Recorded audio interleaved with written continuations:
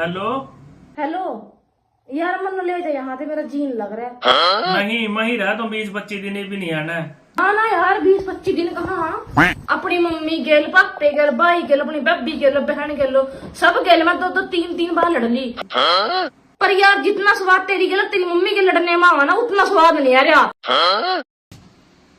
New सुन ले बना जियोरा मही रहा बस। मासों तो छुट्टियां पड़ी, मासों तो गई तो